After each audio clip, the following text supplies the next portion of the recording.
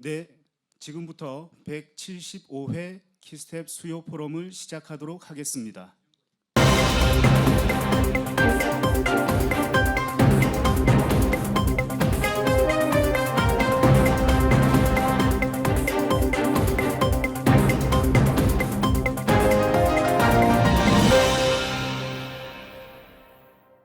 반갑습니다. 저는 오늘 포럼의 사회를 맡은 한국과학기술기획평가원 성장동력사업센터장 조성호입니다. 반갑습니다. 키스텝 수요 포럼은 과학기술 정책 이슈와 R&D 현안에 대한 시의성 있는 주제로 전문가와의 토론을 거쳐 전략적 혁신 방향과 합리적 대안을 모색하는 자리로 마련되었습니다. 오늘로 175회를 맞는 키스텝 수요 포럼에 바쁘신 와중에도 참석해 주신 내외빈 여러분께 감사의 말씀을 드립니다. 오늘 포럼의 주제는 연구 성과를 시장 혁신으로 성과 연계형 혁신 체계를 위한 R&I 연구 혁신 전략 모색입니다. 정부 R&D 성과를 시장 혁신, 사회 혁신까지 이끌어낼 수 있는 혁신 전략의 다양한 대안과 경로를 고민하는 자리로 마련하였습니다. 본격적인 주제 발표와 토론에 앞서 한국과학기술기획평가원 오태석 원장님을 모시고 개회사를 청하도록 하겠습니다. 큰 박수로 맞아주시기 바랍니다.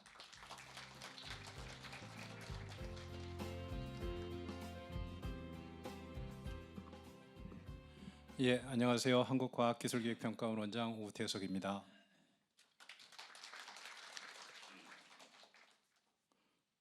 어제도 저희 키스텝하고 산업연구원 키에트라고 하는 곳하고 공동으로 처음으로 주관을 해서 포럼을 개최를 했습니다. 제목은 기술 패권과 경제 안보 시대의 혁신정책 대전환이라고 하는 주제로 포럼을 개최를 했고, 저는 우리 키스텝을 대표해서 글로벌 기술 권력 재편기의 기술 혁신의 통합적 접근이라는 제목으로 발표를 했습니다. 거기서 5가지 정책 방향을 제시를 했는데, 그 중에서 첫 번째는 이제 산업 생태계를 고려한 통합적 혁신 정책 설계가 필요하다라고 하는 분하고, 그다음에 연구개발 성과, 기술적 성과를 스케일업하고 또 확산을 강화하는 것이 중요하다라고 하는 부분을 강조를 했었는데, 오늘 175회 수요 포럼도 이와 같은 좀 맥이 좀 닿아 있다라고 볼 수 있겠습니다. 제목 자체가 연구 성과를 시장 혁신으로라고 잡았습니다. 아마 오늘 관련해서 오늘 여러 발제를 통해서 투자 및 정책 방향이 여러분들 소개가 될 거고, 또 앞으로의 나갈 방향도 아마 논의가 될 것으로 보입니다. 우선 오늘 이제 포럼에 발제를 맡아주신 저희 키스텝의 전승수 본부장님, 그리고 과학 천문학자로서 또 과학 커뮤니케이터로서 유튜브에서 무지무지하게 유명하신 또 이강원 박사님이 오늘은 스펙스라고 하는 우주 관련 스타트업의 CSO로 참여를 해주셨고, 또 유진투자증권에서 이옥형 상무님이 참여를 해주셨는데, 이옥형 상무님은 우리나라 중소벤처기업부에서 우리나라 벤처 정책 자체를 기획하고 집행하고 하던 역할을 하다가 이제 실무에 가서 실제적으로 신성장 분야의 전략 투자를 또 고민하는 그런 분이어서 오늘 저희 주제하고 맥이 닿는 것 같습니다. 그리고 한국경제연구원의 미래전략팀이 이규석 또 책임연구위원도 오늘 참여를 해주셨습니다.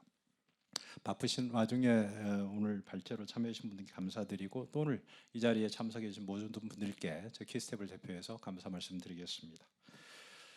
하루가 다르게 세상이 변해가고 있죠.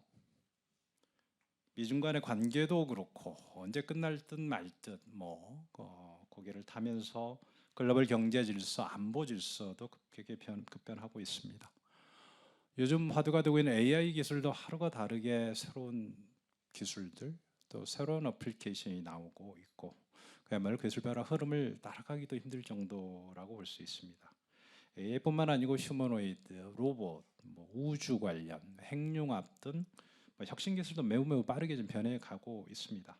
기술 패권 경쟁 시대가 본격화되면서 기술 경쟁력뿐만 아니고 또 공급망, 표준, 규범에 대한 이런 지배력 등 다각적 측면에서 그야말로 기술 권력을 둘러싼 국가 간의 또는 기업 간의 그런 권력 구조 자체가 변화하고 있다라고도 할 수 있습니다.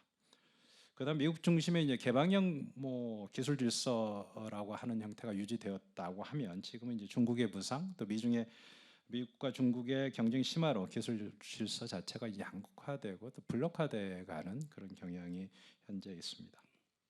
어쨌든 이런 상황 속에서 우리 정부는 경쟁 성장 분야에 굉장히 주력을 하고 있습니다. 우려스러운 일들이 많죠. 잠재 경제 성장률이 계속 하락하고 있고 인구 감소가 돼 있고 어떻게 할 거냐. 그래서 그 솔루션과 관련해서 여러 전략 중에 기술 선도 성장을 하나의 핵심 전략으로 지금 잡았습니다. 그리고 이를 뒷받침하기 위해서 정부에서 투자하는 연구별 예산도 금년 대비 내년도 예산을 약 20% 정도를 늘렸고 35조가 됩니다. 이제 그런 상황 속에서 어떻게 하면 이제 이런 연구별 투자 또는 테크놀로지를 가지고 우리가 맞닥뜨린 이런 위기를 극복해 갈 것인가 그 시대적 과제이고 우리나라 국가 전체의 앞으로의 미래가 달려 있는 일이라고 볼 수 있겠습니다. 그런데 오늘 이제 포럼을 개최하게 된 계기는 그렇게 연구별 투입이 많다면 많고 사실은 세계 2위의 연구별 투자를 하고 있다고 하지만 사실은 그 중에 76%가 기업이 하고 있고 기업 전체가 그 정도 투자를 하는 게 아니고 상위 10개 기업 정도가 전체의 50% 이상을 하고 있습니다. 삼성 혼자 연구별 투자비가 30조 원이 넘어서 정부만큼 아니 정부보다 많이 하는 투자 속에서 정부의 역할을 어떻게 가져갈 거냐. 근데 우리나라 과학기술 분야는 성과 관련해서 코리아 패러독스라고 하는 말이 종종 많이 좀 회자되고 있습니다. 그러니까 가시적인 성과가 안 보인다, 경제적 성과가 안 보인다라고 얘기를 합니다.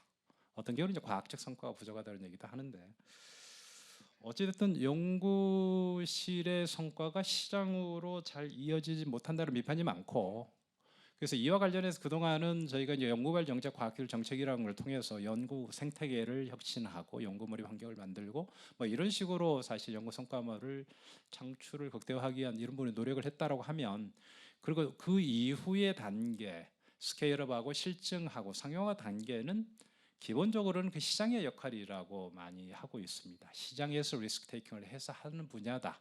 정부 R&D는 공공적으로 공급을 해주는 거다. 이런 부분에서 했는데 잘 보시면 이제 상황이 그렇지가 않아졌습니다. 기본적으로 정부의 산업 혁신 정책 자체가 중국이나 미국이나 모두게 바뀐 상황 속에서 또 시장에서만 맡겨둘 수 없는 분야도 분명히 있습니다. 그런 속에서 어떻게 해야 될 것이냐 하고 하는 부분과 관련해서 정부의 기술 개발과 민간의 투자 또 사회의 혁신이 어떻게 보면 하나의 선순환 체계로 좀 작동돼야 한다라고 생각을 하고 그래서 R&D 성과가 실질적으로 경제 분야의 경제 성장 또 사회 문제 해결 이런 사회 혁신으로 이루어지기 위한 R&I 그러니까 그동안에 R&D에서 끝났다고 하면 이제 리서치 결과를 이노베이션으로 연결시키기 위한 R&I 거의 많은 국가들이 요새 이제 R&I까지 정책 영역을 놓고 있는데 그런 측면에서의 서론 전략, 선과 연계형 혁신 체계 구축이 절실하다라고들 이야기를 하고 있고 저희 원에서도 그 부분을 강조를 하고 있습니다. 그래서 우리 정부도 이제 R&D 예산 확대와 더불어서 국민성장펀드, 모태펀드, 민간 영역 R&I 투자 전략 등 추진을 하고 있는 상황이고 그런 속에서는 정부 연구발 투자가 민간의 후속 투자 결합되어서 연구 성과가 좀 실질적인 성과로 이어지도록 생태계 전환이 필요한데 과연 이제 어떤 문제들이 있는지 우리가 극복해야 되는 게 뭔지 또 정부 조심스럽긴 하지만 정부의 역할은 어느 부분에 좀 강조를 해야 될지 이런 부분에 대한 좀 사실은 좀 공감대 및 또 새로운 아이디어 이런 것들을 모아보기 위해서 오늘 포럼 주제를 그렇게 잡았습니다. 그래서 오늘 포럼에서는 발제자분들도 토론자로 참여하신 분들 이 자리에 계신 또 여러분의 지혜 또 참여를 통해서 대한민국 기술주도 성장을 넘어서 R&I 기반의 혁신국가로 도약할 수 있는 길을 모색하는 뜻깊은 자리가 되었기를 바라고요. 참고로 제가 저기 발제자 토론자 소개하면서 한 번을 빼뜨렸습니다. 정말 중요하게 지정 토론자로 참여하시는 우리 카이트 창업가 재단의 김철환 이사장도 참여해 주셨는데 아무 감사드립니다. 예, 아무튼 뭐 추워진 날씨에 모두 건강 유의하시고 오늘 포럼이 여러분의 적극적인 참여 속에서 진행되기를 바라겠습니다. 고맙습니다.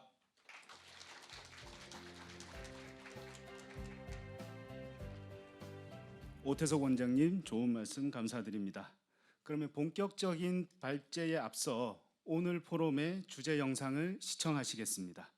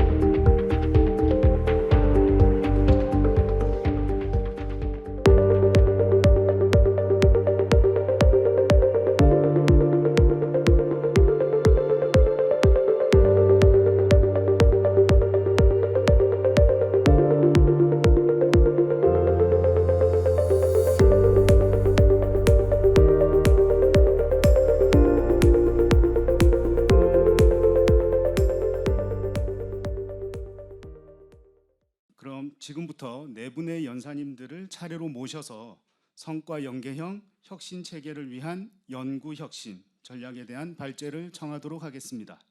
첫 번째 발제로 한국과학기술기획평가원 전승수 사업조정평가본부장을 모시고 정부 연구개발 투자 현황과 민관 협력 연구 혁신 전략에 대한 발표를 부탁드리겠습니다. 큰 박수로 환영해 주시기 바랍니다.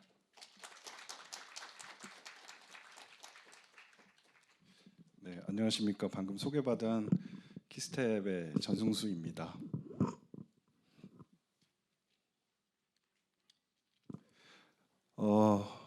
오늘 그 발제를 준비하면서 가장 큰 고민은 뭐 우리 기관도 마찬가지고 뭐 혁신본부도 마찬가지겠지만 R&D 투자에 대한 효과에 대한 질문들을 항상 받아왔고 지금 이 시점에서 더 강한 부담과 강한 답을 요구받고 있다라는 생각을 강하게 가지고 있고요.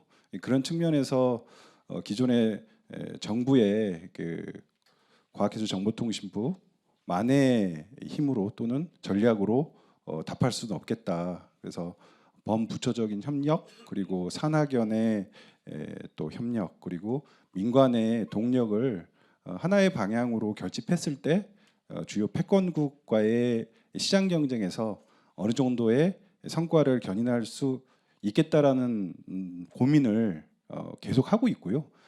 그런 일환으로 제가 설명드리는 내용들을 좀 봐주시고 이 부분에 대해서는 뭐 이견이 충분히 있을 수 있고요. 또 다양한 또 조언도 좀 미리 당부를 드리겠습니다. 기술 사업화와 기업에 대한 우리 기관의 보고서나 이슈 브리프를 최근에 조사를 했는데요. 한 50여 편 나오더라고요. 2012년도부터 많은 분들이 고민을 하셨고 많은 정책 제언을 해주셨는데 그 내용들은 제가 노트북 LM에 다 담아서 공통적인 내용들을 한번 뽑아가지고 리뷰도 했습니다. 그래서 또 감사하다고 연구자분들께 말씀드리겠습니다. 우선 연구혁신 전략에 있어서의 성과는 지금 보는 관점은 사실 논문이나 특허는 아니다라고 말씀을 좀 드리고요.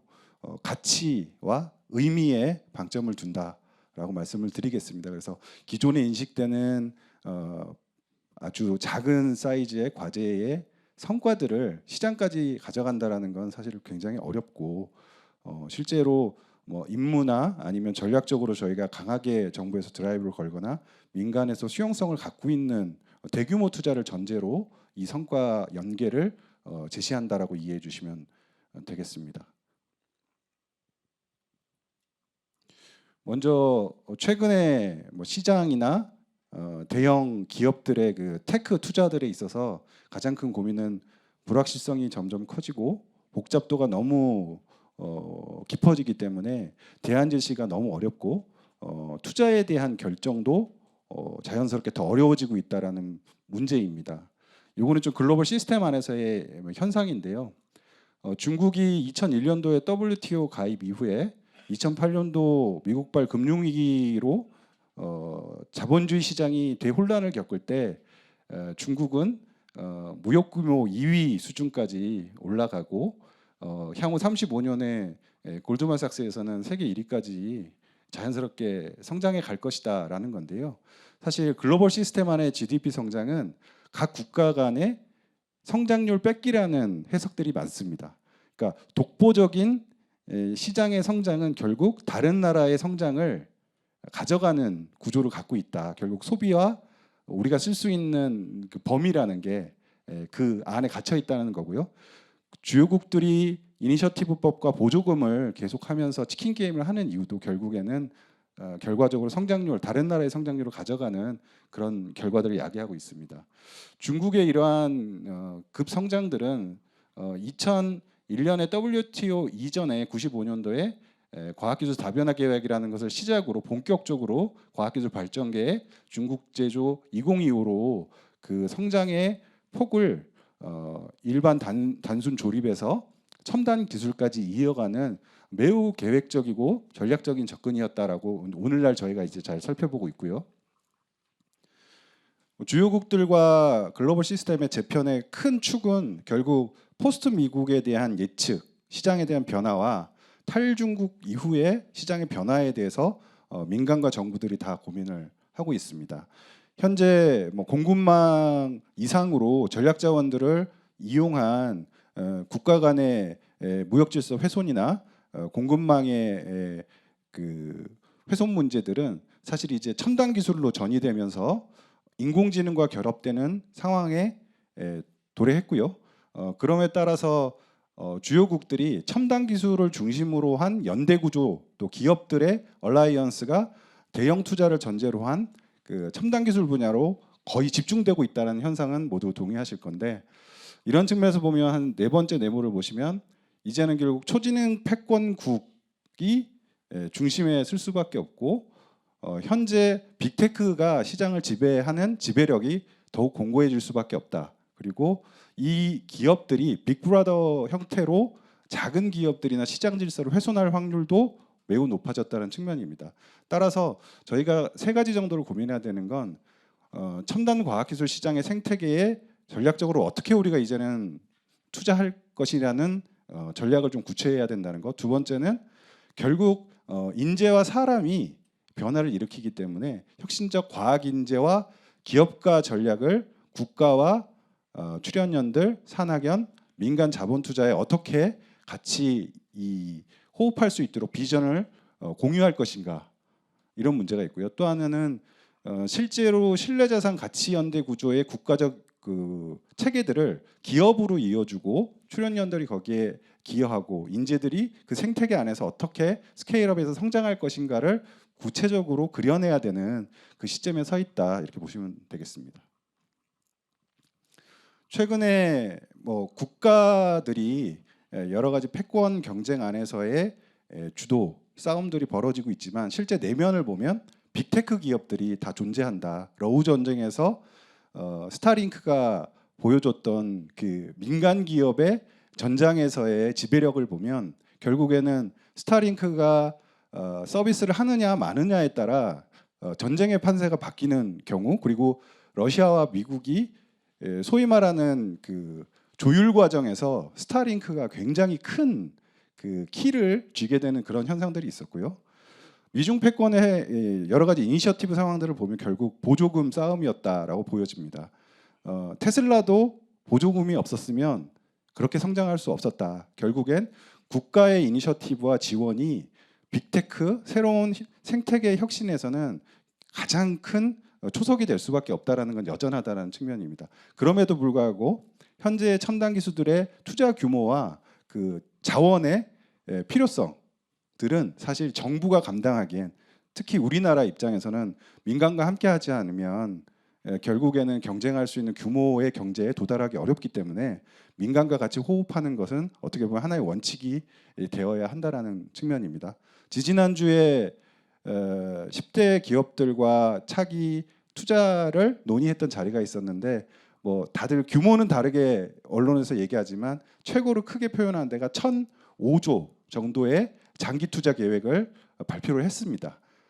뒤에서 보시겠지만 23년도에 민간 투자 규모가 이미 20조를 넘었습니다. 25년 오늘 기준으로 따지면 아마도 120조 정도 규모가 될 거고요. 5년만 투자해도 500조가 넘습니다. 현재 첨단 기술에 대한 민간 투자 규모가 계속 증가한다라고 전제하면 1,000조 원 정도의 R&D 투자는 비현실적인 것이 결코 아니다, 이렇게 이해하면 되겠고요. 좌측 밑에 그림을 보시면 주요국들이 첨단 기술을 접근하는 방식이 작은 단위로 접근하지 않습니다. 프레임워크로 접근합니다. 전체의 체계를 설계하고 그 안에 역할들을 다 정의한 후에 민간 기업, 주력 기업, 정부 연구소 이런 형태들로 역할들을 매핑하는 형태로 접근하고요. 그 안에 각각의 플랫폼 안에 소위 말하는 풀스택 개념들이 설계되어져서 내가 무엇을 하고 어떤 결과를 내야 할지를 분명하게 밝힙니다. 그러면서 작은 실패들은 용인할 수 있는 구조를 만들어가고 있다라는 거고요. 사실 스페이스 X도 날파에서 성숙도가 높은 수준까지 투자를 하고 형성된 성과들을 민간이 이전받아서 대규모 투자하면서 이전을 받았고, 그 사업으로 사실은 본격적인 우주 시장을 열었습니다. 그래서 이런 부분들도 좀 중요한 포인트 같고요. 또 하나는 뭐 국방이나 우주처럼 뭐 원자력, SMR처럼 큰 사이즈의 형태들도 있지만 맨 밑에 보이시는 아주 작은 마이크로한 부분들도 엄청나게 많은 첨단 기술들이 집약되기 때문에 저희가 보이는 큰 프레임워크만 존재하는 게 아니라 아주 작은 물체에도 집약되는 기술 집약도가 매우 높고 투자 규모도 매우 높기 때문에 절대 놓치면 안 된다는 측면이고요. 연구가 혁신으로 성과가 이어질 수 있는 키들은 최근에 많이 나오고 있습니다. 구글의 노벨상 수상자가 5명이나 현재 포진돼 있고 다들 연구자 출신들이죠. 지금의 시장을 지배하는 그 기업들의 유형을 보면 과학적 성과가 바로 시장으로 진입하는 기업 형태로 많이 이어진다는 겁니다. 아마도 원자력도 그럴 거고요. 우주 쪽에 있는 분야의 발사체는 모르겠지만 통신을 하는 위성체들은 연구했던 실험실 성과가 바로 기업 형태로 이어져서 투자금이 회수될 수 있는 가능성도 매우 열려 있다라는 측면입니다. 그 중심에 그 옆에 표 보시면 딥사이언스 밑에 디지털 AI 텍이 있고 밑에 테크 스케일업이 있는데, 사실 디지털 AI 텍이 중심에서 여러 가지 연구 환경 개선과 혁신 요소들을 만들어주면서 위에 있는 사이언스 성과가 바로 시장 성과로 나올 수 있는 그런 연결선이 많이 이어지고 있고, 그 과정의 실증과 민간 투자들이 연계되고 정부 투자가 시드가 되어지면서 자연스러운 급격한 스케일업이 가능해지는 구조다, 이렇게 보여지고요. 밑에 있는 그림은 사실 정부가 주도할 수 있는 임무 중심의 전략기술 접근이 있고 시장에서 접근하는 건 모두 둘 다 유효하다, 무엇이 맞다라고 말할 수 없고요. 근데 저희가 놓치는 건 과학 생태계와 기술 생태계, 사업 생태계가 모두 독자적인 생태계를 구성하기 있기 때문에 그것을 같이 어떻게 연결할 것이냐와 문제와 과학 생태계에서 바로 시장으로 진입할 수 있는 비즈니스 모델과 스케일 전략을 어떻게 가져갈 것이냐, 이런 것들은 섬세하게 좀 고민이 돼야 된다라는 측면입니다. 26년도 정부 R&D 예산 투자 규모는 35.3조고요. 23년도 기준 민간 투자는 90조가 넘었습니다. 결국 한 120조 되는데 아마도 25년도 올해를 나중에 2년 후에 조사를 하면 그래도 한 140조 정도가 되지 않을까 싶습니다. 22년 기준이 한 120조 원 정도 우리나라가 됐고요. 26년도 투자 포트폴리오의 특징은 첨단 기술의 전략 기술로 다 세팅이 돼 있다라고 보여주시면 되고요. 이거는 사실 앞에서 설명드렸던 시장 생태계 조성에 있어서 큰 하나의 기술 필러들이다, 이렇게 봐주시면 되겠습니다. 그리고 실제 이 프로그램 하부에 있는 사업들은 과거처럼 작은 단위의 사업들보다는 큰 단위의 사업들로 진행이 되는 걸로 설계가 돼 있고요. 그리고 경쟁형이나 그 도전형, 모험형 형태로 과거처럼 아주 작은 단위의 논문이나 특허 형태가 아니라 경쟁 챌린지 대회에서 우승을 하면 뭐 30억, 60억의 정부 투자 형태가 이어질 수 있는 구조로 설계되어 있는 사업들이 상당히 많아졌다라는 특징이 있습니다. 좌측 끝에 있는 이제 정부형 투자 형태는 위험부담형 투자와 그리고 매칭형, 그리고 공동 인프라 구축을 위한 투자, 그리고 인력 양성, 기술 사업부 투자들이 있는데 일부 민간하고 같이 현재 협업을 하고 있고 향후에는 이 사이즈를 좀 더 키우려고 하는 방향성이 있다라고 이해해 주시면 되겠습니다. 민간과 정부 그리고 산학연이 사실은 장기적인 큰 성과를 이루기 위해서는 비전과 임무를 초기에 설정하고 합의를 이루어내는 것이 가장 중요하다고 보여집니다. 먼 계획을 가지고 먼 목표, 큰 목표를 가지면 작은 목표들은 사실은 과정의 일부이기 때문에 그런 부분들을 저희가 빠르게 극복해야 되는 시점이고요. 좌측의 그림을 보시면은 기존에는 저희가 정부 투자 시스템 안에서의 여러 가지 전략이나 성과들을 기대했다면 이제는 R&BD 비즈니스가 설계되어 있는 혁신 시스템 안에서의 출연연 그리고 대학들 그리고 민간 시장에 있는 시스템까지 사업을 중심으로 연결하는 과정들이 저희가 본격적으로 답을 내야 될 설계해야 될 부분이라고 생각하고요. 해외에서도 이런 민간 공동 플랫폼이나 투자 컨소시엄들은 계속 좀 확대되고 있는 기조다 이렇게 봐주시면 되겠습니다. 최근에 그 해남에 있는 솔라시티에 삼성 S 거기서 SPC 투자를 정부랑 했고 몇 차례 유찰이나 협상이 이어지다가 결국 민간이 주도하는 걸로 결정이 돼서 대규모 8천억 이상 사업으로 SPC가 런칭이 됐습니다. 이런 유형들은 사실 앞으로도 첨단 분야 우주나 원자력 에너지 기타 우주 국방 이런 시장에서 다양하게 전개돼야 할 영역이라고 생각하고요. 정부도 크게 성과를 낸 부분들이 있습니다. KF21이 2001년도에 시작해서 현재 26년이 흘렀는데 투자금이 8조 원이 넘습니다. 이거는 정부 투자금 R&D 파트만 그렇고요. 여기에 우리 키스텝이 2번의 예타를 참여했습니다. 그래서 다행히 저희도 분명히 참여해서 기여한 부분이 있다라는 거고 원장님이 하시는 발사체 사업도 사실 2002년도에 시작이 돼서 4.5조 이상 투입이 됐고 이제 내일 새벽 1시에 다시 민간 주도로 하나 에어로스페이스에서 민간 주도로 발사하는 수준까지 도달했다라고 보여집니다. 이런 것들은 결국에 큰 비전과 임무에 대한 아주 섬세한 설계들 하에서 도전하고 또 살펴보고 다시 정제해 가면서 검증하는 그러면서 더 큰 도전으로 가는 그런 유형이고요. 앞에서 설명드렸던 주요 기술 분야들이 사실은 대규모 투자, 대규모 인력, 대규모 자원이 들어가는 분야고 주요국들이 거기에서 경쟁하고 있기 때문에 우리도 사실은 그런 부분에 대한 패러다임과 환경 조성이 가장 시급하지 않을까 생각합니다. 기업 중심의 민간 합동 투자는 중소기업 벤처부 중심으로 진행이 되고 있는데요.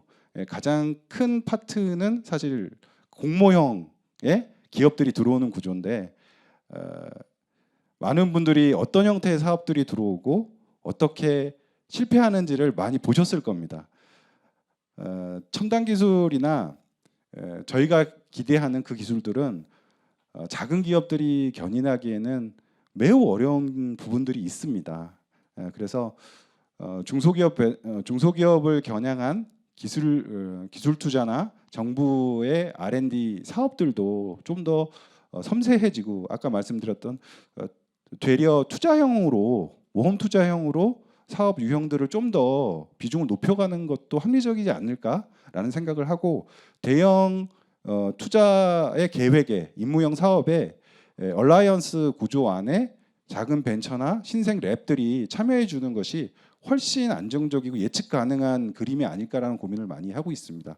그런 의견도 한번 여쭤보고 싶고요.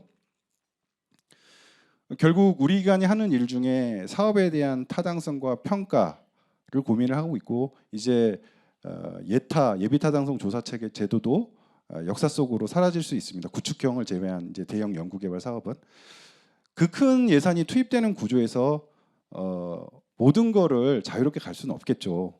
결국에는 POC 체계가 굉장히 정교하게 합리적으로 적용이 돼야 된다고 보여지고요. 갑자기 POC 체계를 적용하는 건 아닙니다. 우리나라의 R&D 사업 중에 2.8조 원이 POC 체계에 대한 예산으로 이미 투입이 됐고요. 대부분이 국방 사이드라고 보시면 됩니다. 당연히 국방 사이드는 결과물도 명확해야 되고 양산이라는 이슈들도 있기 때문에 당연히 POC 체계가 촘촘히 돼 있는데 처음부터 강하게 가지 않습니다. 개념 설계나 기초 분야에서는 아주 정성적인 방식으로 검증하고 이후 설계 단계부터 좀 더 구체적인 POC들이 접근이 되어집니다. 이런 형태의 POC 체계 그리고 POC 과정에서 인정된 어떤 그 성과들이 민간 투자에 잘 설명돼서 민간의 투자가 좀 유치될 수 있도록 하는 장을 같이 좀 열어가는 것이 좀 합리적인 방안이 아닌가 싶습니다. 나머지들은 좀 자료를 좀 참조해 주시면 감사하겠습니다. 이상입니다.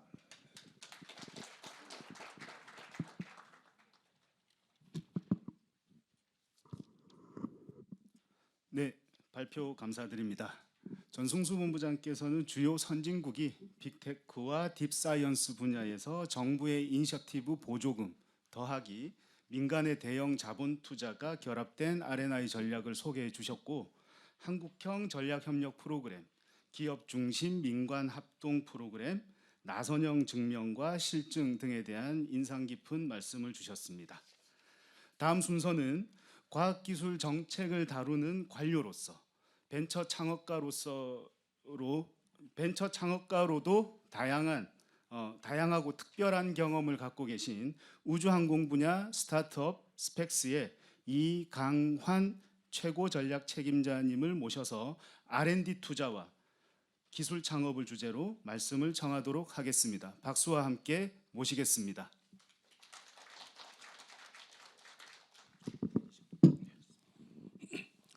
네, 반갑습니다. 이강환이라고 합니다.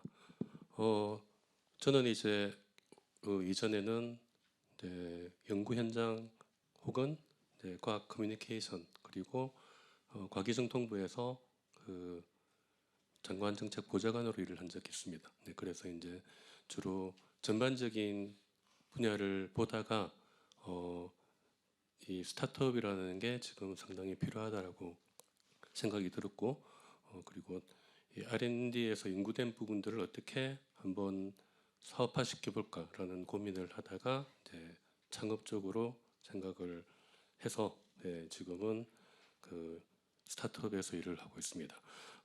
제가 그러다 보니까 이제 스타트업 분야에 제가 들어온 지는 그렇게 오래되지 않았기 때문에 전반적으로 큰 시야를 가질 만한 시간은 부족해서 지금 제가 하고 있는 우주 분야, 제가 아주 최근에 스타트업을 설립을 했기 때문에 현장에서 어떤 식으로 고민을 했고 어떻게 지금 진행이 되고 있는지를 보여드리는 게 도움이 되지 않을까 생각을 해서 제가 지금 진행하고 있는 우주 분야 스타트업 관련 이야기들을 좀 중점적으로 해드리도록 하겠습니다.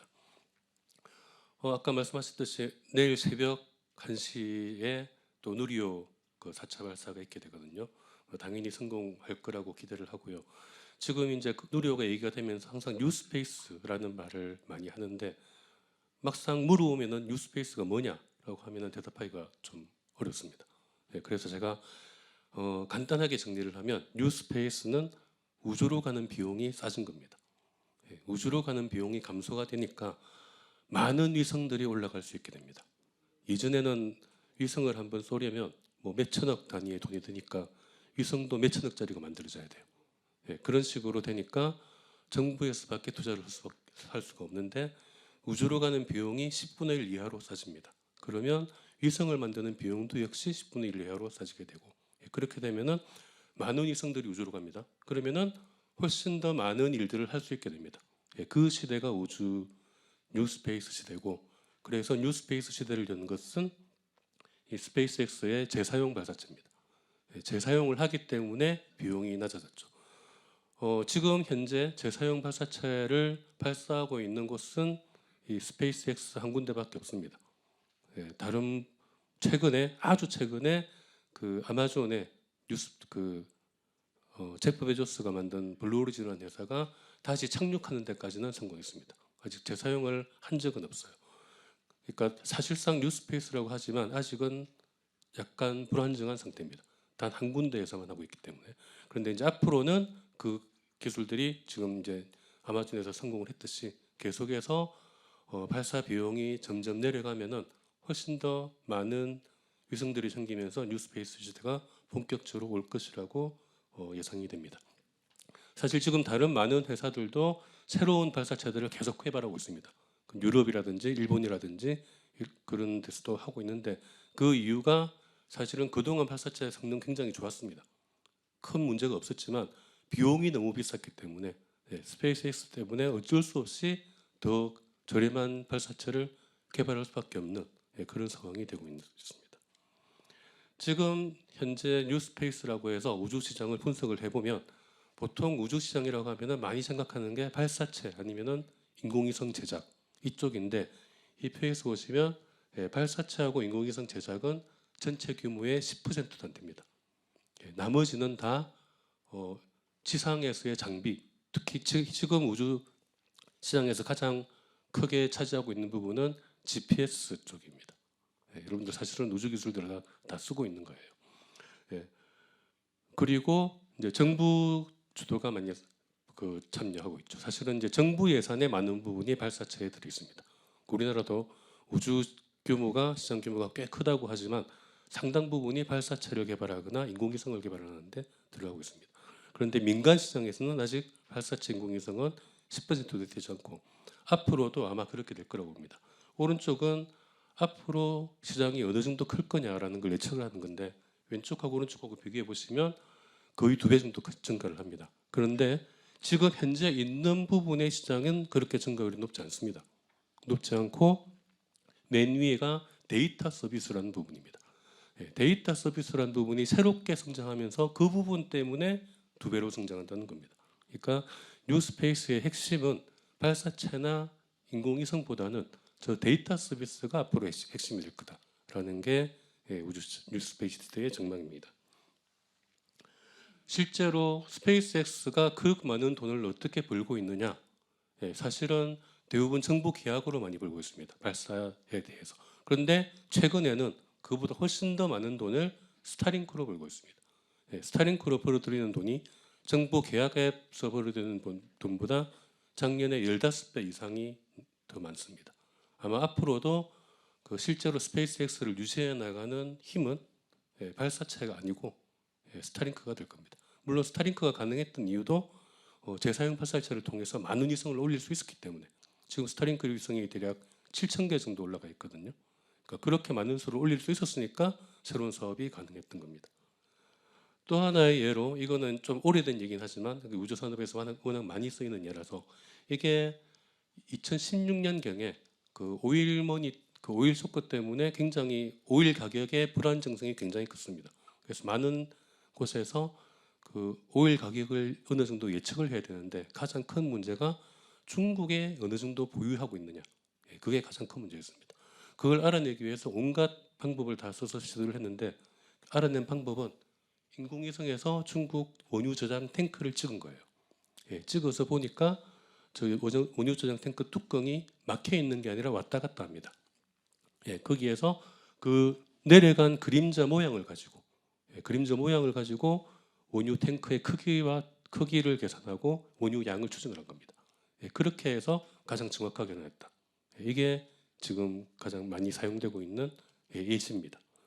그리고 최근에는 이제 이거는 우리나라 세트레가이라는 우주 인공위성 회사에서 최근에 만들어서 얼마 전에 올린 인공위성인데 해상도가 25cm입니다. 이 정도면은 번호판까지는 못하더라도 자동차 차종 정도는 충분히 구별할 수 있는 높이 대략 400km 이상이 떠 있는데 거기서 자동차 차종을 구별할 수 있는 정도로 굉장히 정밀한 데이터가 만들어지고 있습니다. 이런 데이터를 어떻게 쓸 것인지를 아직 잘 모르고 있습니다. 사실은 지금은 뭐 보면은 대충 전체적인 교통 흐름 뭐 여러 가지 알아내고 있지만 지금 쓰고 있는 데이터가 이렇게 흘러 들어오는 엄청난 양의 데이터들을 어떻게 활용하느냐, 그게 앞으로의 데이터 사업이 될 거다라는 겁니다. 그래서 그 중 하나의 예시가 이제 지상을 그냥 사진으로 찍는 것이 아니고 빛을 분석하는 분광이라는 방식으로 건축을 합니다. 그러면 농업지대 같은 데에서는 이게 농작물 영양분이 얼마나 잘 되고 있는지 혹은 병에 걸리지 않았는지 이런 것들이 구별이 됩니다. 새로운 정보들이 마구마구 들어오게 되는 거죠. 이런 식의 새로운 방법으로도 우주를 관측하게 된다는 겁니다. 여기서 이제 사실 제가 착안한 건데 이렇게 분광이라는 것을 가장 많이 사용하는 분야가 바로 천문학입니다. 천문학에서 이게 이제 안드로메다 은하인데 각각 다른 파장에 비춰서 보면 다른 모습으로 보입니다. 이것들을 종합을 해서 천문학자들이 저 은하들이 어떤 별들로 이루어져 있고 어떻게 진화해 왔고 앞으로 나이가 얼마나 되고 앞으로 얼마나 유지가 될 거다, 그런 걸 예상을 합니다. 그래서 천문학자들 사이에는 좋은 스펙트럼 하나가 100장의 사진보다 낫다라는 말이 있습니다. 그래서 저희가 이 천문학에서 사용하던 분광 기술을 지상에 적용을 하자라고 해서 만들어진 게 이제 저희 회사들이거든요. 이게 이제 제가 말씀을 드리는 이유가 천문학자들은 오래전부터 분광이라는 기술을 사용해 왔습니다. 사용해 왔는데 이게 이런 식으로 사용이 될 거라는 걸 생각을 못한 거죠. 실제로 아직 다른 데에서도 그렇게 많이 이 천문학자들이 사용하는 분광 기술 방법을 적용해서 뭔가 새로운 사업으로 생각해내는 그런 과정이 별로 많지 않습니다. 그러니까 실제로 연구자들은 자기들이 굉장히 어쩌면 첨단의 연구를 하고 있음에도 불구하고 이 기술들을 시장에 적용시킨다라는 생각을 거의 하지 않고 연구를 합니다. 그러다 보니까 잘 보면 얼마든지 사용할 수 있는 많은 기술들이 R&D 현장에서는 그냥 현장 연구에 거의 몰입되어 있는 상황이다라는 게 아마 R&D가 직접적으로 기술 개발로 이어지지 않는 많은 이유 중에 하나가 실제 현장 연구자들이 그걸 기술 개발로 연결시켜서 생각을 하지 않는다는 게 가장 큰 이유가 될 수도 있다는 겁니다. 실제 지금 우주 기업에서 대표적인 우주 기업으로 연결을 한 건데 아마 보시면 이제 맨 위에 3개 정도는 발사체인데 나머지는 발사체가 아니고 지구 영상 레이더 분석이라든지 위성 분광이 있고 위성과 지상국을 레이저로 통신하는 기술, 그리고 충돌, 위성이 많아지니까 충돌 위험을 예측한다든지 궤도에서 궤도로 옮겨준다든지 혹은 우주에서 의학 실험을 한다든지 이렇게 굉장히 다양한 방식의 그 아이디어들이 나오고 있다는 겁니다. 그래서 R&D 쪽에서 기술 개발 쪽으로 잘 이행을 하기 위해서는 다양한 분야를 지원을 해야 된다는 겁니다. 어떤 게 어떤 식으로 큰 사업으로 갈지는 아무도 예측을 못합니다. 실제로 지금은 거의 다 아시다시피 AI에 거의 올인하다시피 투자를 하고 있잖아요. 그러다 보면은 거기에서 소외되는 사람들은 AI가 직접, 물론 AI는 대부분 쓰고 있지만 AI 연구다라고 할 수 없는 사람들은 거기에서 소외감을 느끼죠. 그렇게 되면은 이 사람들이 뭔가 내가 나가서 투자를 받을 수 있어? 전부 AI 다 투자할 텐데 이런 식의 생각을 할 수밖에 없습니다. 근데 실제로 10년 전만 하더라도 AI는 주요 투자 분야가 아니었어요. 어떤 게 나중에 가장 중요한 역할을 하게 될지는 10년 전에는 예측을 할 수가 없습니다. 아무도 10년 전에 AI에 집중 투자해야 된다는 말은 한 적이 아무도 없고 그냥 아주 일반적인 투자 정도밖에 이루어지지 않고 있는 상태였거든요. 마찬가지 일이 지금도 일어나고 있을지 모른다는 겁니다.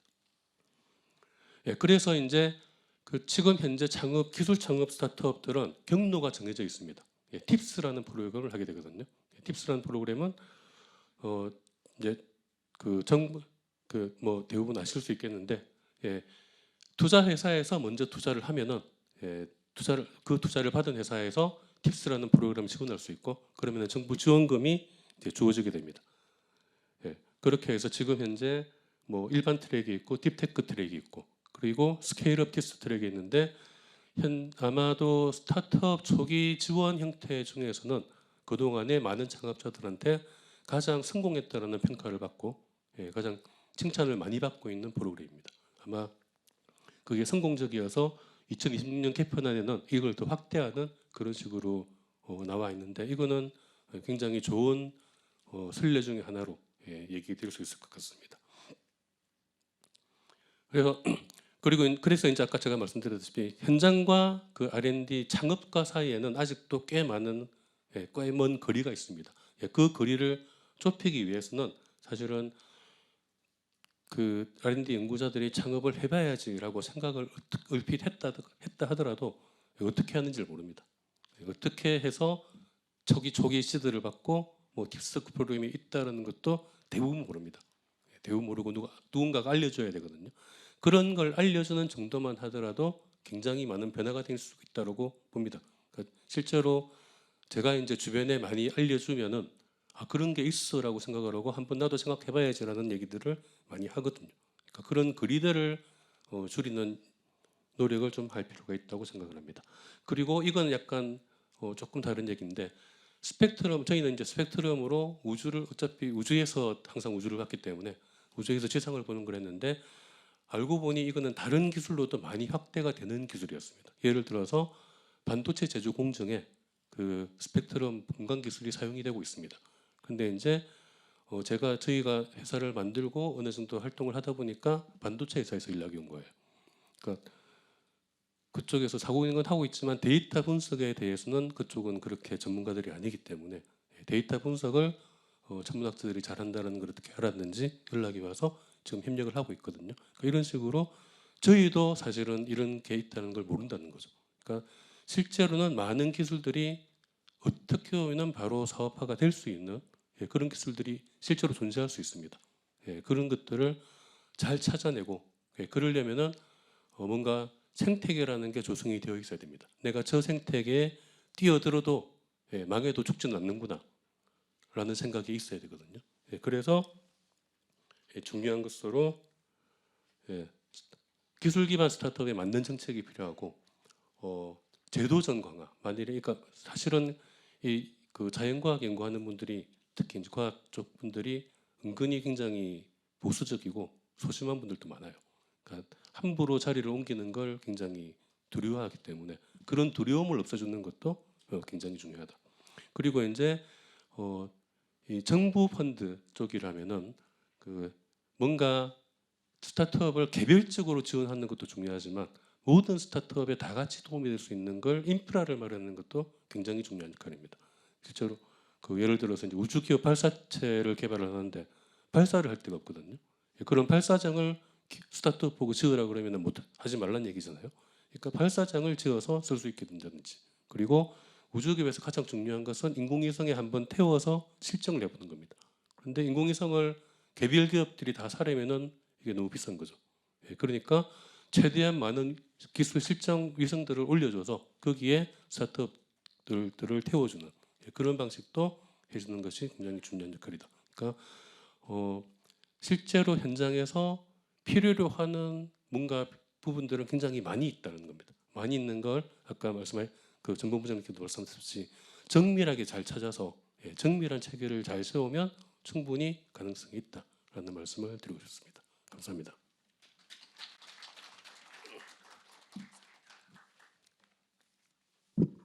네, 이광한 부대표님 발표 감사드립니다. 이광한 부대표님께서는 기술 창업의 현실적 문제하고 R&D 투자의 다양성을 추구함으로써 R&D 투자와 기술 사업화와의 간극을 줄일 수 있는 여러 가지 정책 대안과 예시를 공유해 주셨습니다. 감사드립니다. 세 번째 연사로는 중소벤처기업부의 벤처혁신정책과장을 역임하시고 현재는 유진투자증권에서 신성장 전략투자실을 이끌고 계신 이옥형 상무님을 모시고 기술 투자 생태계 고도화를 위한 주제로 말씀 청하도록 하겠습니다. 큰 박수로 맞이하겠습니다.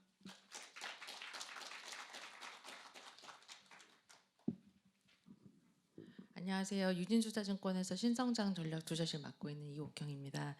저는 시간 엄수를 목표로 해보겠습니다. 아까 말씀하셔서 저는 공무원을 20년 했었고요. 산업부 10년, 미래부에서 5년, 저 오태석 원장님 저희 상사로 모셨었고, 그리고 중기부에서 5년 일을 하게 된 게 또 계기가 돼서 저희 유진투자증권에서 신기사 하는 업무 하고 있고요. 비상장기업, 신사업, 신기술 투자 하고 있습니다.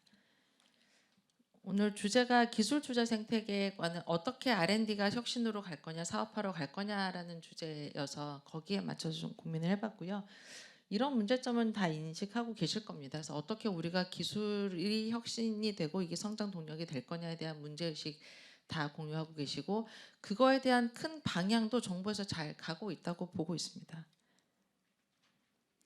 이거는 미국이 좋다, 한국이 좋다 이런 차원이 아니고 미국은 워낙에 민간 주도로 돼 있는 생태계고 민간이 워낙에 단단하고 저렇게 AI 대기업들이 서로 밀어주면서 밸류를 올려가면서도 잘 가고 있는 구조여서 거기하고 한국은 다르고요. 한국은 정부 주도로 왔습니다. 뭐 그 정부 주도가 나쁘냐 그렇게 저는 생각하진 않습니다. 아무런 바탕이 없던 데에서 1986년에 중소기업 창업지원법이 만들어졌고 창업보육센터가 생겨서 지금까지 왔고요. 그런 구조화에서 그런 우리가 가진 여건하에서 우리는 어떻게 가야 될 거냐라는 거를 생각하려면 우리는 어떤 구조인가에 대한 뭐 인정, 인식 거기서 이제 출발을 해야 된다고 보고요. 뭐 그런 관점에서 이제 담은 장부입니다. 그리고 생태계에 대한 고려는 사실 한 10년 전 정도부터 논의가 많이 됐었던 것 같아요. 저 그 창조경제 할 때 그때 스타트업 얼라이언스에서도 생태계 얘기를 하셨었고 민간에서도 그런 얘기를 하셨었고 정부에서도 생태계의 플레이어들 생태계하고 어떻게 해야 될 거냐라는 고민을 많이 했던 걸로 기억합니다. 보면 불과 10년 차인데 양쪽으로도 어마어마하게 차이가 커졌고요. 이 과정에서도 정부도 되게 많은 뭐 파인 튜닝, 뭐 정책을 이제 개비해가면서 이제 만들어가고 있습니다. CVC도 뭐 없었는데 이제 21년부터 허용이 되기 시작했고, 저는 좀 더 전향적으로 다른 역할들을 했으면 하는 바람도 있지만 뭐 그렇게 갈 거라고 보고 있습니다. 벤처 투자도 한 뭐 5배 규모로 늘었습니다. 그리고 민간의 비중도 많이 늘었습니다. 예전하고 비하면 여전히 정책 자금이 중요하고 정책 자금의 변화에 따라서 민간이 변화하지만 민간 자금도 단단해졌고 지역도 예전에 10년 전에는 지역의 불씨가 거의 없었어요. 그래서 미래부에서 이 서울에서 불씨들을 모시고 내려가서 지역에서 IR을 하고 이랬었던 시절이 불과 10년입니다. 지금은 바뀌었고 뭐 글로벌 창업 생태계도 마찬가지고 또 그 엑시 사례도요. 뭐 원장님 기억하실지 모르겠지만 그 당시에 김 기사가 그 인수된 게 그게 대규모의 가장 최초로 큰 사례라고 해서 엄청 특별됐었습니다. 지금은 뭐 그런 사례들 너무나 많고 너무나 많이 민간에 좋은 스타트업들 많아졌고 많이 성장을 한 상황입니다. 이게 21년도에 저희 벤처정책가 시절에 제2벤처붐에 관련해서 대통령 행사 때 만들었던 장표예요. 보면 중간중간에는 플럭추에이션이 있고 뭐 낮아지고 뭐가 급감하고 이래 보이는 측면이 있지만 이렇게 시계열로 보면 쭉 성장해 오고 있습니다. 지금 물론 뭐 코스닥 지수가 좀 낮고 그리고 뭐 법인 창업이 좀 줄어들 수 있겠지만 벤처 펀드 늘어나고 있고 벤처 투자도 늘었고 무언가 이렇게 플럭추에이션이 있지만 전체적으로 우상향해가는 방향으로 가고 있다고 보고 그걸 가기 위한 노력을 하고 있다고 보고 제3벤처붐을 이끌겠다는 정부의 발표도 그런 의지의 표명이라고 보고요. 지금은 옛날하고 다르게 민간이 더 커졌기 때문에 좀 더 정교하게 민간을 좀 그런 니즈와 어떻게 행동하는 것이 서로 이익인가에 대한 것들을 좀 더 면밀히 들여다보고 설계를 할 필요가 있다는 생각을 합니다. 현황은 기술 사업화가 좀 더 잘 됐으면 좋겠다. 그리고 벤처펀드 커졌는데 여전히 정부가 중요하고 두 번째 저 회수 비용은 조금 오해를 할 수도 있는데 지금 IPO가 많이 줄었거든요. 많이 줄었음에도 불구하고 M&A, IPO가 저렇게 비슷하다는 거는 IPO도 M&A도 잘 되고 있지 않아서 회수가 잘 안 되고 있습니다. 회수가 잘 안 되면 자금이 다시 벤처 시장으로 흘러 들어가고 있지 못하고 이게 지금 막혀 있는 상황이어서 시장에 지금 자금이 다 말라 있다고 보시면 될 것 같고요. 이게 최근에 상공회의소에서 발표한 이제 보도 자료입니다. 불장이지만 벤처 투자 업계는 아직은 그 자금이 흘러가지 못하고 있고 스타트업 얼라이언스에서 한 리포트에도 제일 중요하게 생각하시는 것이 투자 활성화 그리고 규제 완화 그다음에 IPO나 이런 엑시트 활성화를 가장 중요하게 생태계에서도 보고 계십니다. 그리고 부처별로 다양한 사업들을 하고 계시는데 이거는 사실은 이렇게 조정하자, 뭐 누구는 하지 말고 이렇게 효율화하자라는 차원보다 보통 저도 공무원일 때 보면 어떤 언맨 니즈가 있으면 그거를 만족시키기 위해서 새로운 사업들을 만들어내거든요. 그래서 그런 사업들이 이제 만들어지는데 보통 뭐 지금 모태 펀드에서 시작해서 과기정통부에서도 펀드를 출자하시고 되게 많아졌습니다. 그러면 그 많아진 펀드들을 지금은 좀 이 목적 그다음에 방향들을 좀 더 고민을 해보고 모험 자본스럽게 더 필요한 곳에는 좀 더 그렇게 얼라인을 할 필요가 있다는 차원에서 말씀드린 거고요. 이게 뭐 중복이어서 조정하자라는 취지보다는 그 니즈들을 지금 한번 다시 보고 좀 조정을 좀 할 필요가 있다는 차원에서 말씀드리고 주목적 투자 운영기간 저런 것들 지금 차별화해서 하고 있습니다. 안 하고 있지 않고요. 당연히 운영하시는 곳에서 고민들을 하시는데 좀 더 차별화가 될 수 있으면 더 시장에 필요한 니즈들을 만족시킬 수 있을 것 같다는 생각이고 지금은 보면 벤처펀드 만기가 지금 한 3.8조 원 정도로 예상하는데 세컨더리 마켓은 활성화돼 있지 않습니다. 세컨더리 마켓 활성화돼 있지 않고 IPO, M&A 잘 안 되고 하다 보면 이게 자금이 마르는 게 계속될 수 있거든요. 그래서 이 부분은 어떻게든 해결이 돼야 되겠다. 그리고 이제 이게 되게 세 번째가 당연한 말 같은데 실제로 정부의 사업을 이제 국회에서도 이제 심의를 하고 하다 보면 사업의 방향, 목적에 맞게 KPI, 성과, 평가가 연결이 돼서 이루어져야 돼요. 그런데 초기 기업의 뭐 초기 R&D인데 당장의 매출을 왜 안 나오냐고 한다든지, 그러니까 그런 컨센서스가 전반에 걸쳐서 다 공감이 되고 세부적으로 사업이 이루어져야 실제로 작동을 할 수 있을 거라고 생각합니다. 기업은 그냥 연속적으로 성장하는데 부처들은 다 나뉘어져 있어서 뭐 기업이 어느 시점에는 중기부 소관이다가 어느 시점에는 과기부 소관이다 이렇지 않거든요. 근데 부처는 어쩔 수 없이 역할이 나뉘어져 있다 보니 해픈투비 공백이 발생하거나 상충이 발생하는 측면이 있어요. 그래서 그 부분에 대해서 어떻게 연결이 되게 할 거냐라는 고민이 좀 필요하다고 보이고 실제로 무슨 지원을 받거나 뭐 관련 다른 부처들 간에 뭐 다른 산하기관들 간에 뭐 협조를 받으려도 그게 되게 벽이 크더라고요. 그래서 그런 것들만 내려가도 그런 거는 뭐 어디 보도 자료에도 내기도 어려운 별다른 야마가 아닐 수 있지만 실제로 많은 도움이 될 수 있을 것 같다는 문제의식입니다. 그래서 이게 앞에서도 연결이 되는 건데 부처의 수단이 좀 유연하게 효과적으로 연결이 되면 좋겠어요. 그러니까 끊기고 그리고 뭐 중기부에서 뭐 팁스에서 커진 기업들을 이미 선별을 했잖아요. 그러면은 그 중에서는 뭐 키스텝이든 과기부에서 보실 때 여기에는 좀 선택과 집중을 해서 더 투자를 얹어준다든지 그런 것들이 연결이 될 수 있으면 좋겠다는 생각이고요. 그다음에 중복 분야 중복 단계는 이게 저건 이제 예시인데요. 과기정통부는 기초기술에 대한 이해도도 높고 의지도 있고 그런 고민들을 많이 하시니까 과기정통부가 출자하는 펀드는 좀 더 장기나 기초에 간다던가 아니면 아까 이 본부장님도 말씀하셨지만 미국 사례나 이런 데를 보면 어떤 정도의 역량을 갖춰서 직접 투자하는 것도 방법이거든요. 그래서 그런 것들이 부처마다 다 똑같이 출자를 할 게 아니고 부처의 자원도 좀 더 참을 수 있는 자원, 더 이해를 할 수 있는 자원은 그쪽으로 스티어링 되게 이제 조율을 하는 거고 그랬을 때 왜 가기정통부 펀드는 수익성의 낮냐를 가지고 국회에서 평가를 하지 말았으면 좋겠다는 게 앞에서 드리는 말씀이에요. 목표를 기술 창업 이렇게 기초 기술에 대한 어떤 뭐 가능성 조금의 가능성이라도 있는 것을 보고 투자를 하자라고 했으면 거기에 맞는 뭐 마일스톤을 달성을 했는지라든지 뭐 과정이든 그거에 대한 평가가 이루어질 수 있는 체계가 돼야 실질적으로 모험 자본으로서도 인내 자본으로서도 역할을 할 수 있다는 생각이고요. 그리고 이제 세 번째는 뭐 전부 전체 자금이라기보다는 체감하는 거는 자본시장하고 벤처시장 간에도 저런 게 논의가 필요하다는 생각이어서 아까도 세컨더리 마켓 말씀드렸지만 이 기업이 성장해가지고 주로 VC들 투자받고 성장하다가 그러면 여의도로 넘어오거든요. 자본시장으로 넘어옵니다. 근데 와서 보니 여전히 좀 간극이 되게 커요. 그래서 간극이 커서 그걸 간극을 줄일 수 있는 방법이 좀 필요하겠다라는 생각입니다.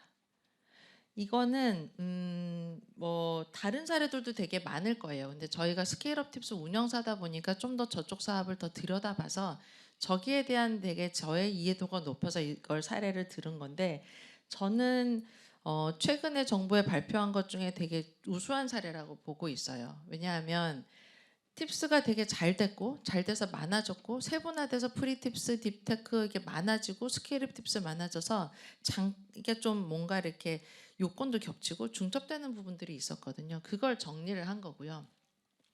하다 보니 실제로 스케일업 팁스를 운영을 해보다 보니 저만큼의 매칭 자금이 스케일업 자금에 정말 유용한가에 대한 고민들을 했었고 운영사들하고 대화를 정말 많이 했습니다. 그래서 어느 정도 자금이 의미가 있을까?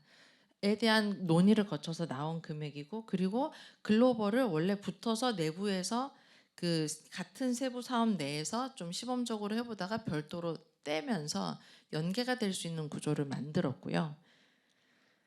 그리고 기존에는 R&D하고 매칭 투자를 저희가 10억을 투자라면 R&D 매칭 투자를 다 추천할 수 있었습니다.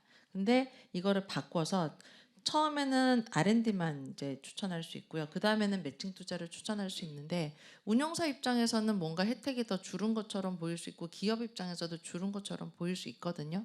근데 스케일업을 해가는 과정에서 필요한 자금 입장에서 보자면 오히려 저는 저게 효과적인 방법이라고 생각하고 저 대책 중에 제일 마음에 드는 몇 가지로 꼽으라고 하면 저거예요. 되게 정교하게 기왕 우리가 자금이 한정돼 있다 보니까 한정된 자원을 어떻게 좀 잘 이렇게 연결되게 가져갈 거냐에 대한 고민을 했고 저것도 또한 야마로 뽑고 보도자료로 멋지게 뽑을 수는 없지만 시간이 지나면 의미 있는 결과를 가져올 수 있는 내용이라고 생각합니다. 그러니까 민간이 많이 커졌어요. 그러나 한국에서는 정부가 여전히 되게 중요하고 지금은 민간이 커진 만큼 더 세밀하게 니즈들을 보면서 정책을 만들어야 된다는 생각입니다. 어떤 니즈를 가지고 있는가. 그러니까 팁스가 좋게 평가받는 이유는 그 구조를 잘 만들었다고 생각을 하기 때문입니다. 뭐 제가 만든 사업을 아니니까 더 객관적으로 자세히 말씀드리자면 민간에서 투자라는 의사결정을 하기까지 검토를 엄청 힘들게 하거든요. 그래서 그 민간의 셀렉션을 신뢰해 주는 거고요.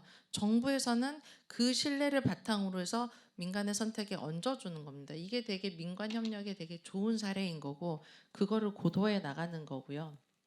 그리고 정부는 뭐 좀 더 정교하게 좀 더 간접적인 대책들 초기 기업 초기 기초 R&D 이런 데들은 정부가 좀 더 적극하는 게 맞는 것 같아요. 보조금의 영역과 초기 영역에는. 그런데 이후 시장의 영역, 자본시장의 영역으로 오는 데에서는 좀 더 간접적인 지원이 정교하게 들어가야 된다고 보고요. 뭐 세제 지원이나 이런 걸 통해서 자금이 여하이 잘 그 시장으로 흘러 들어갈 수 있게 벤처 시장으로 흘러 들어갈 수 있게 하는 정책들이 필요하다는 생각입니다. 시장이 어려울 때 정부가 하방을 막아주는 역할을 해줘야 된다고 생각을 하는데 뭐 이유는 모르겠지만 지난 정부의 레고랜드 사태로 시장이 너무 얼어붙고 힘들었었어요. 그런데 그때 모태펀드가 줄었습니다. 근데 그럴 때는 사실은 모태펀드가 늘리는 게 맞았다고 저희는 생각을 하는데 정부 예산이 뭐 경직적이지만 추경도 있고 여러 가지 이제 방법이 있을 수 있어서 그런 어려운 상황에서는 하방을 좀 막아주고 물론 뭐 거품을 뺐다는 선순 기능도 있었지만 그리고 정부의 지원 자금은 좀 더 모험 자본이 됐으면 좋겠습니다. 그리고 요즘 모험 자본 얘기를 하는데 모험 자본이 되라 이렇게만 해서는 될 수가 없는 거고요. 그 모험 자본으로 쓰일 자금의 소스 자체가 기다릴 수 있는 자금이어야 이게 모험 자본으로 제대로 쓰일 수 있을 것 같아요. 그래서 모험 자본을 얼마나 조성을 했느냐에 대한 결과치도 중요하지만 그거를 만들기 위한 앞단에 어떤 자금들이 거기로 흘러 들어가게 할 거냐. 그래서 얼마나 정말 기다릴 수 있게 하는 구조가 될 거냐에 대한 고민을 많이 했으면 좋겠고요. 그래서 이 초기, 장기 시장 실패 영역에 대해서 정부가 지원을 강화하려면 정부 사업에 대한 KPI를 저는 전면 재조정돼야 된다고 봅니다. KPI를 막 그냥 다 높이고 매출 창업 높이는 게 능사가 아니고 초기면 초기에 맞는 KPI로, 중기면 중기에 맞는 KPI로 그 KPI를 그리고 국회에서도 같이 공감을 해야 국회에 갔는데 왜 여기는 매출이 안 나나요? 이렇게 해서 KPI가 어이없이 수정돼서도 오거든요. 이제 실무를 했던 입장에서 말씀을 드리면 악마는 디테일이 있다고 저는 여전히 생각을 하는데 그런 부분들까지 디테일하게 조율이 되고 온라인이 되고 파인 튜닝이 돼야 하는 시점이라고 생각을 합니다. 그리고 3번은 아까 말씀드린 거의 연장선상에서 이미 지금 자본시장하고가 이제 좀 온라인이 되기 위해서는 자금의 니즈, 뭐 회수가 어떻고 이런 거에 대해서 좀 긴밀히 논의를 할 필요가 있을 것 같아요. 자본시장 따로 벤처시장 따로 한 정책으로는 좀 효과를 가져오기가 어렵겠다. 그래서 세컨더리 마켓이 활성화됐으면 좋겠다는 거고 비상장 데이터 플랫폼 같은 경우는 저희가 보다 보면 IPO 할 때 실제 시장에서 인정받는 밸류가 있거든요. 그런데 이미 VC 이제 벤처에서는 이미 몸값이 높아져 있으면 이게 어긋납니다. 그래서 누구도 만족하지 못하는 상황이 이루어지는데 저런 것들을 중간에 이제 벤처 시장에서는 자본 시장으로 좀 더 내려오고 올라가고 자본 시장에서는 좀 더 내려오는 영역에서 비상장 기업에 대한 정보가 좀 모이고 또 저기서 구주를 좀 정리도 할 수 있고 실제 미국이나 이런 데들은 민간에서 그런 것들이 이루어져요. 왜냐하면 물건도 많고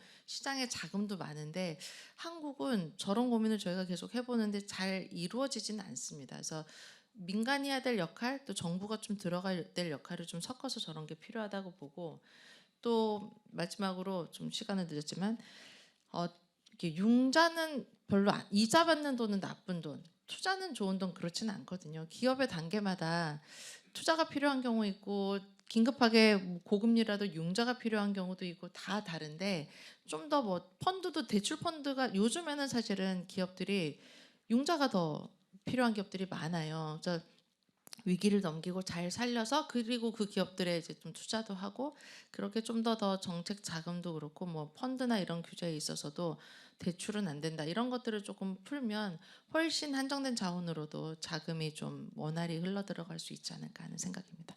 네, 이상입니다.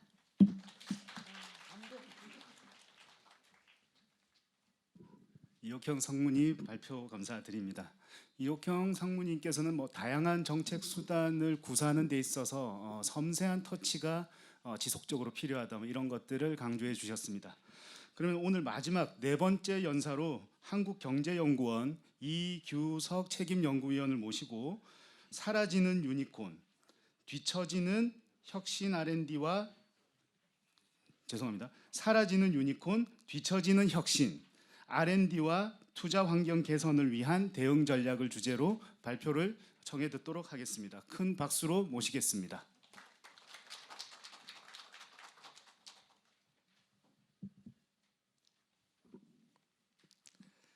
네, 소개받은 이규석입니다. 저는 한국경제연구원에서 근무하고 있고요. 이렇게 귀중한 자리에 발표할 수 있는 기회를 주셔서 감사합니다. 제가 한국경제연구원에서 이제 여러 가지 연구를 하면서 최근에 이제 고민을 했던 것이 이렇게 저성장 위주의 저희 이제 경제 상황인데 어떻게 이것을 극복해 나갈 수 있을까 그런 고민을 많이 했습니다. 그래서 저출산 고령화 측면이 우리나라 지금 많은 문제가 있는 것 같고 또 제가 관심 이제 많은 부분은 이제 혁신 측면입니다. 그래서 저출산 고령화 부분을 이제 혁신으로 극복할 수 있지 않을까 이런 생각을 평소에 많이 했고요. 최근에는 이제 전통적인 그런 생산 방식으로는 그 혁신이 이제 크게 일어나지 못하다 보니까 어떤 것들이 더 중요할까, 뭐 기술 개발일까, R&D일까, 기업가 정신일까, 뭐 여러 가지 이제 고민을 했었습니다. 제가 처음에는 K 유니콘 멸종 위기 이런 식으로 제목을 적었다가 조금 이렇게 사라지는 유니콘 뒤처지는 혁신해서 우리가 이제 R&D와 투자 부분에서 좀 개선할 것들이 있지 않을까 그런 것들을 말하고자 이렇게 해봤습니다. 본부장님께 죄송합니다. 내용은 이제 위기의 실체가 무엇인가 그리고 제가 좀 또 최근에 많이 이제 관심 있게 보는 것이 유니콘인데요. 스타트업도 굉장히 중요한데 이 스타트업이 나와서 1조 원의 매출을 낼 수 있는 그렇게 좀 빵 뜰 수 있는 그런 기업이 우리나라에서 많이 나와야 된다 그런 생각을 하고 있는데 최근에 좀 주춤한 그런 모습이 있어서 왜 그럴까 그런 생각을 좀 해봤고요. 그러면 그것을 어떻게 뒷받침해주고 있는가, R&D나 투자가 어떻게 지금 이루어지고 있는가를 한번 살펴보고 그것에 대한 마지막으로 시사점을 한번 제시해 보도록 하겠습니다. 위기의 실체. 키스텝에서 하고 있는 것으로 아는데 기술 격차 부분에 작년에 이제 나왔던 자료인데요. 우리가 중국보다는 기술 우위가 있다. 그동안 계속해서 그렇게 생각을 해왔는데 작년 봄에 이제 발표된 자료에 따르면 기술이 역전됐다. 미국을 이제 100으로 봤을 때 이제 다른 국가들이 얼마큼 격차가 나는가를 조사한 자료였는데요. EU 같은 경우에 이제 94.7% 0.9년, 일본이 이제 86.4% 2.2년, 중국이 82.6% 3년, 한국이 마지막으로 81.5% 3.2년으로 이제 중국에 역전되었다 드디어. 그래서 좀 약간 위기감이 확 몸에 와닿았습니다 그 당시에. 이것과 더불어서 이제 유니콘 현황과 국내 이제 한계들을 살펴보면요.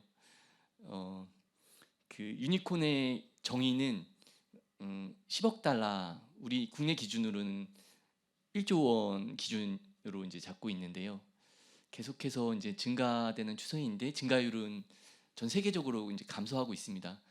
하지만 우리나라가 2011년, 12년 8개, 9개 이렇게 많은 유니콘을 상대적으로 좀 많은 유니콘을 배출했는데 작년에는 한 개도 배출하지 못하다가 12월에 간신히 이제 2개 기업이라고 이제 하고 있지만 CB인사이트라는 그 세계 시장 조사 기구에서 이제 발표한 자료에 따르면 한 개의 기업만 지금 우리 국내에서 이제 유니콘으로 신규 유니콘으로 이제 발생한 것으로 나타났고요. 미국이 이제 전체 이제 유니콘 중에서 절반 이상을 차지하고 있습니다. 그 한 전체 1,200개, 1,300개 최근에 몇 개인지 제가 세보진 않았는데 그 당시 2024년에 이제 미국이 690개 수준이었습니다. 그 뒤로 이어서 중국이 162개, 인도가 68개, 영국이 55개, 독일이 31개, 그 다음에 이제 한국이 25개를 이제 갖고 있었는데요. 특히 이제 신생 유니콘이 안 나오다 보니까 혁신에서도 정체가 있는 것이 아닌가 그런 생각을 해봤습니다. 또 안 나오는 것뿐만 아니라 양적인 측면뿐만 아니라 질적인 측면도 살펴보았는데요. 최근 자료로 10월 7일자 CB인사이트 자료로 제가 이제 한번 세봤는데요. 산업별 유니콘 분포입니다. 이 산업 분류도 이제 CB인사이트에서 제공하고 있는 분류인데요. 그 중에 이제 제가 집중해서 봤던 것은 기업용 기술 유니콘이 얼마큼 있는가였습니다. 그 세계 유니콘의 평균은 35%가 이제 기술에 기반한 그런 유니콘들이었는데요. 우리나라는 13%만이 그 기술 기반 유니콘이었고요. 미국은 43%가 그 기술 기반된 유니콘이었습니다. 양쪽으로도 지금 우리나라가 좀 한두 개밖에 유니콘을 못 내고 있는데 이런 산업별 분류에서도 질적인 측면에서도 좀 소비재 유통 이쪽에 지금 53%로 나타나고 있는데 절반 이상이 그쪽에 몰려 있다. 그래서 앞으로는 기술 유니콘들이 많이 나올 수 있는 그런 R&D 혁신 생태계가 필요하지 않은가 그런 생각을 하게 됐습니다. 물론 국내 이제 상황이 스타트업이나 이제 그런 창업을 할 때 글로벌을 바라보지 못하고 하는 면들이 있어서 좀 소매나 유통 부분에 좀 많이 이제 치우친 그런 면이 없지 않아 있는데요. 미국이나 이런 데서는 내수도 크고 글로벌화하기도 쉽기 때문에 더 이제 기술이나 이런 쪽이 더 크게 나타나고 기술, 금융, 뭐 의료 이쪽이 많이 나타나고 상대적으로 우리는 그러지 못했지 않았나 이런 생각을 해봅니다.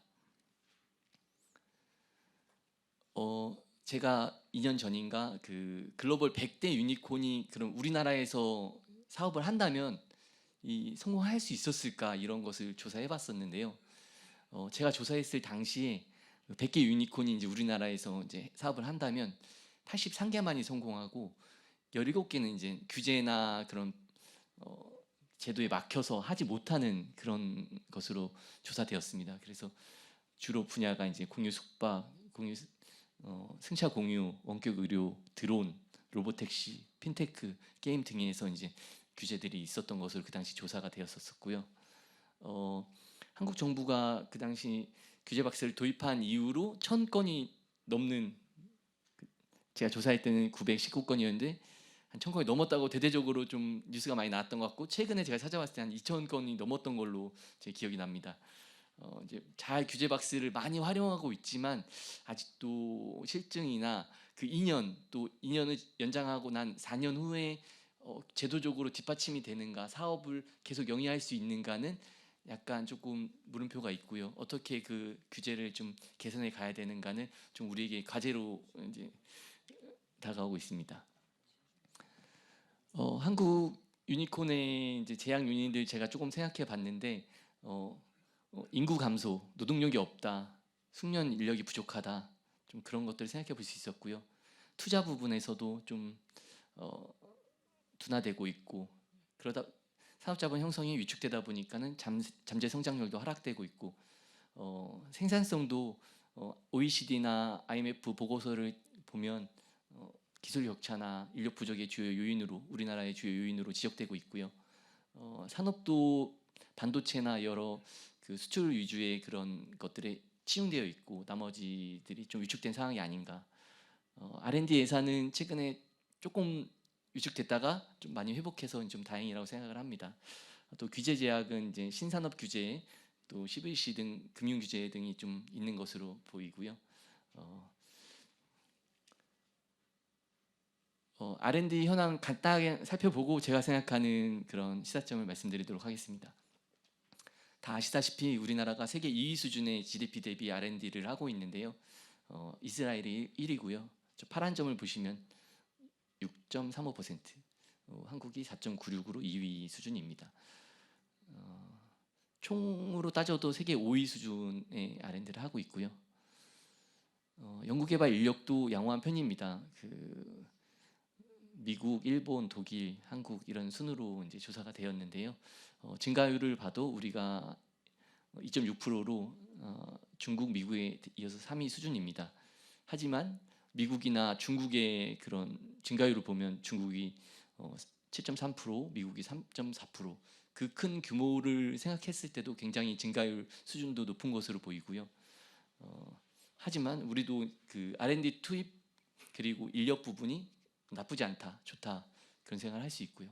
그렇다면 어디가 막혀 있을까, 어디에 병목이 있는 것인가 이제 살펴볼 수 있는데요.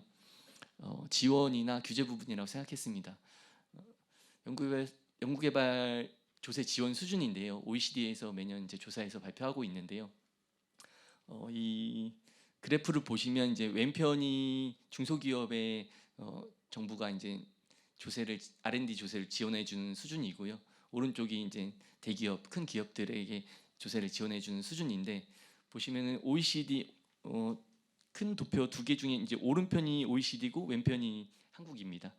중소기업 같은 경우는 동일하게 한국도 그 지원 수준이 올라가고 OECD도 올라가고 있습니다. 지원 수준이. 하지만 대기업을 보시면은 우리나라는 굉장히 급격히 지원을 못 받고 있고, OECD는 여전히 대기업들도 같이 지원을 받고 있습니다. 세계 요즘 추세를 보면 기업들과 그 국가가 한 팀이 돼서 많은 그런 일들을 하고 있는데요. 우리가 좀 삼성이 반도체 1위였다 막 이렇게 자랑을 했었음에도 불구하고 TSMC나 엔비디아나 이런 것들에 비해서 지금 좀 약간 주춤하고 있는데, 또 이제 앞으로 더 좋아질 수도 있고, 그 잘하는 기업들도 정부나 그런 지원이 계속되지 않으면은 조금 앞으로 글로벌 경쟁에서 좀 어렵지 않은가, 글로벌 스탠다드에서 벗어나면 좀 경쟁에서 불리한 그런 부분을 받을 수도 있지 않을까, 그런 생각을 해봤고요. 이것을 이제 다시 표로 만들어 봤는데요. OECD 대부분의 국가는 그 기업 규모별로 그 R&D를 차별하지 않고 있었고요. 그러면 차별하는 국가들 중에서 중소기업 대비 대기업이 얼마큼 차별을 받고 있나 조사를 해봤는데요. 맨 위가 한국인데 13배 수준의 그렇게 지원을 차별을 받고 있었고, 그 다음으로 많은 차별을 받는 나라가 캐나다였는데 2.4배 수준이었고요. 그 다음이 일본인데 1.2배, 그 다음이 영국인데 1.2배입니다. 영국은 2023년에는 차별이 없었다가 다시 약간의 20% 수준의 그런 차별이 다시 생긴 걸로 보이고요. 미국 같은 경우에 차별이 없는 것으로 이제 조사되고 있습니다. 이것은 OECD 자료이고요.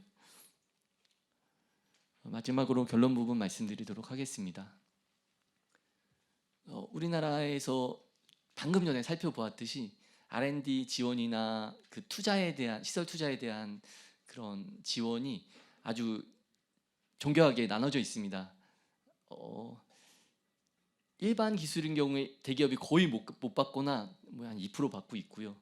뭐 신성장 원천 기술이나 국가 전략 기술 같은 경우에는 이제 조금 이제 최근에 미국의 그런 칩스법이나 IRA법에 대응하면서 많이 이제 높아진 수준이긴 합니다. 중견 기업도 그 중간에 있는 허리 단계인데 많이 조금 중소 기업에 비하면은 조금 차별을 받고 있는 상황이고요. OECD 대부분의 우리가 경쟁하고 있는 국가들이 그런 차별이 없는 상황에서 우리가 글로벌 경쟁력을 가지려면 조금 우리도 한 번에 없앨 수는 없겠지만 조금 완화해야 되지 않을까 그런 생각을 해봤고요. 투자 환경 개선입니다. 최근에 그 미국 주식 투자를 많이 하잖아요. 그래서 한 기관에서 그 자본시장 선호도를 조사했는데 미국 시장을 선호하십니까? 한국 시장을 선호하십니까? 했을 때 대부분 이제 미국 시장을 선호한다. 그럼 왜 선호하십니까? 했을 때 혁신성과 수익성 때문이다. 혁신성과 수익성은 서로 이렇게 맞물려서 돌아가는 그런 구조구나 이런 생각을 해볼 수 있고요. 또 우리나라는 그럼 왜 투자를 안 하십니까? 했더니 혁신성과 수익성이다. 동일하게 안 하는 이유도 혁신성과 수익성이 없기 때문이다. 투자를 했을 때 리턴이 없는 거죠. 그리고 또 이제 자본시장 봤을 때 성장률도 코스피랑 S&P 500을 이제 최근까지 좀 조사해 보면은 거의 좀 성장률이 많이 차이가 납니다. 우리가 CAGR로 3% 수준이면 S&P 500은 6% 수준이었던 걸로 기억이 납니다. 그리고 장기 인센티브, 배당 소득세 이런 좀 세제 혜택도 좀 필요할 것 같고요. 기술 특례 상장, 그런 복수 의결권 요건 완화 등을 통해서 IPO도 촉진돼서 투자 환경이 좀 더 많아질 수 있는 그런 환경이 좀 필요할 것 같고, 국내 자본 유치 차원에서 CVC가 지금 도입돼서 많이 다행이라고 생각하지만 조금 더 규제를 완화해서 대기업의 우리나라 대부분의 그런 R&D를 많이 투자하고 있는 대기업이나 중견기업의 자본이 더 많이 흘러 들어갈 수 있게 좀 뒷받침되면 좋지 않을까 그런 생각을 해봤습니다. 또한 스타트업 M&A랑 IPO를 이제 요금 상무님께서 말씀해 주시긴 했는데 우리 미국에 비해서 우리가 이제 M&A 건수가 굉장히 낮습니다. 아시아권이 IPO 건수가 상대적으로 좀 높은 편이고요. M&A라는 것이 회수 시장의 의미도 있지만은 또 다른 한편으로는 간접 R&D의 개념도 있습니다. 미국 같은 경우에 M&A를 통해서 그 기업이 필요한 그런 기술들을 확보하는 그런 측면들도 있고요. 결론은 아까 말씀드린 내용이어서 생략하도록 하겠습니다. 이상입니다. 감사합니다.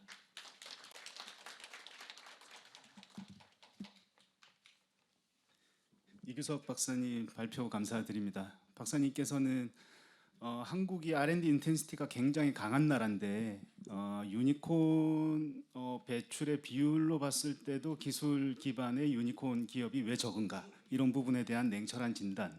그다음에 이제 기업 집단을 구분하지 말고 과감한 규제 완화 내지는 조세 지원 정책 등을 통해서 우리나라가 더욱더 이렇게 활성화된 벤처 생태계를 갖추는데 아이디어를 공유해 주셨습니다. 다시 한번 소중한 발제를 해주신 네 분의 연사님께 큰 박수 부탁드리겠습니다.